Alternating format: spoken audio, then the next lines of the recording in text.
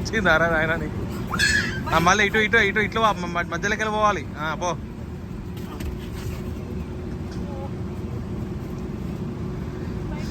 వెళ్ళు వెళ్ళు బాబా.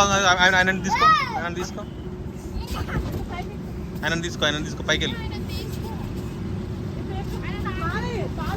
వస్తలేడు పైకి పోయి గుంజుకో. వచ్చిందిలే ఒక్కసారి నేర్పితే చాలు నేర్చుకుంటారు వాళ్ళు.